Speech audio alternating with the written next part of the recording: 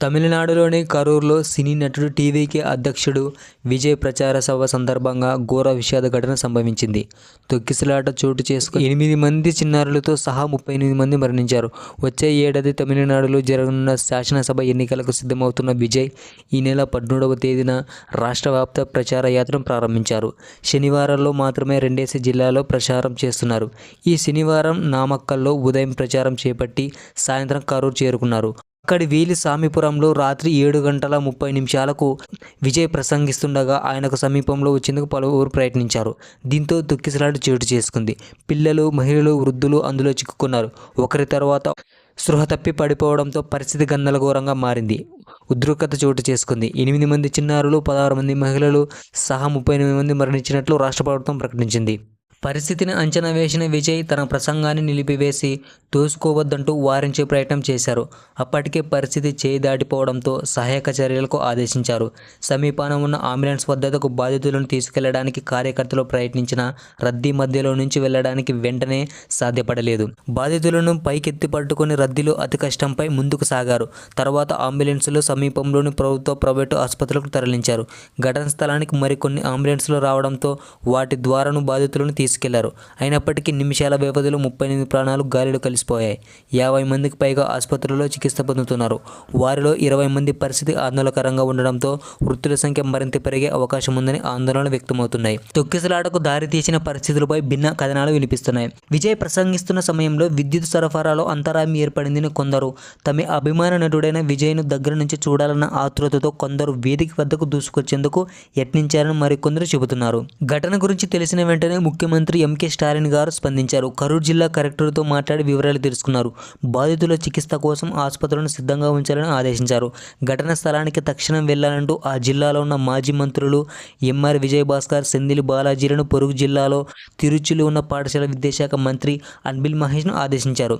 ఆ మేరకు వారు ఘటన స్థలానికి చేరుకుని సహాయ చర్యను వేగవంతం చేశారు.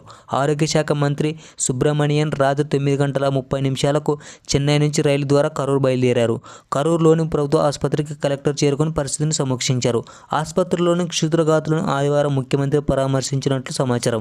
మరోవైపు ఘటనలో మృతి చెందిన కుటుంబాలకు 10 లక్షలు చొప్పున, తీవ్రంగా గాయపడిన వారికి 1,00,000 చొప్పున ఆర్థిక సాయం చేయనున్నట్లు సీఎం స్టాలిన్ గారు ప్రకటించారు. ఈ ఘటనపై విచారణ జరిపేందుకు మద్రాస్ హైకోర్టు విశ్రాంత న్యాయమూర్తి జస్టిస్ అరుణ్ జగదీశన్ నేతృత్వంలో ఏకసభ్య కమిషన్ను ఏర్పాటు చేస్తున్నట్లు ప్రకటించారు. ఈ ఘటనపై ప్రాథమిక కారణాలను పోలీసులు గుర్తించారు. పోలీసుల సూచనలు, నియమాలను టీవీకే పార్టీ నాయకులు ఉల్లంఘించినట్లు పోలీసులు తేల్చారు.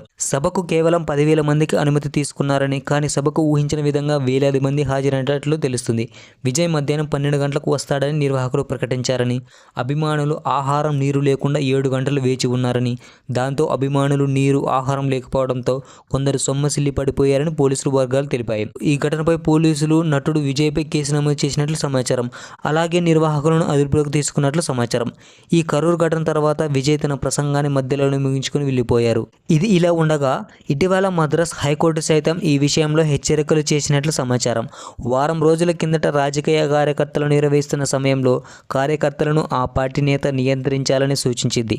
ఏదైనా అవాంఛనీయ ఘటన జరిగితే ఎవరు బాధ్యత వహిస్తారనేది కోర్టు ప్రశ్నించింది. తిరుచిరాపల్లిలో జరిగిన సమావేశంలో జరిగిన సంఘటనల నేపథ్యంలో కోర్టు ప్రశ్నలు కురిపించింది. ఈ ర్యాలీలో ఓ వ్యక్తి మృతి చెందిన విషయం తెలిసింది. అయితే కరూర్లో ప్రసంగం సందర్భంగా ర్యాలీలో తొక్కిసలాటలో చాలామంది కుప్పకూలిపోవడాన్ని చూసిన తర్వాత విజయ్ అంబులెన్స్కు కాల్ చేయాలని టీవీకే నాయకులను సూచించారు. అదే సమయంలో విజయ్ స్వయంగా ఈ విషయంలో పోలీసులను సహాయం చేయాలని కోరాడు. ఆ తర్వాత తన ప్రసంగాన్ని ముగించుకొని అక్కడి నుంచి వెళ్లిపోయారు. కార్యక్రమంలో పాల్గొనడానికి వచ్చిన వారి సంఖ్య ఎక్కువగా ఉండడం, వారిని అదుపు చేయడం పోలీసులకు కష్టంగా మారిందని, దాంతోనే ఈ విషాదం జరిగిందని పోలీసులు ప్రాథమికంగా నిర్ధారించారు. సొమ్మసిల్లిపోయిన వారిలో కార్యకర్తలతో పాటు చిన్నపిల్లలు సైతం ఉన్నారు. పెద్ద సంఖ్యలో జనం ఉండటంతో అంబులెన్స్లో లోపలికి రాలేని పరిస్థితి ఉంది.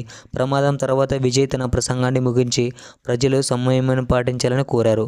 అంబులెన్స్లకు దారి కల్పించాలని నాయకులకు మైక్ ద్వారా సూచించారు. తెలంగాణలో సంధ్య థియేటర్ ఇన్సిడెంట్ ద్వారా అల్లు అర్జున్ అరెస్ట్ చేశారు. అలాగే ఇక్కడ కూడా 33 మంది చనిపోవడానికి పరోక్షంగా విజయ్ కూడా కారణం. అయితే అల్లు అర్జున్ లాగానే విజయ్ గారిని కూడా అరెస్ట్ చేశారా? ఈ ఇన్సిడెంట్ జరగడానికి ముఖ్య కారణం ఎవరనుకుంటున్నారు? ఓకే ఫ్రెండ్స్, ఈ వీడియో పైన మీ అభిప్రాయం ఏంటో కామెంట్ చేయండి. Please subscribe. Thank you all. జై హింద్.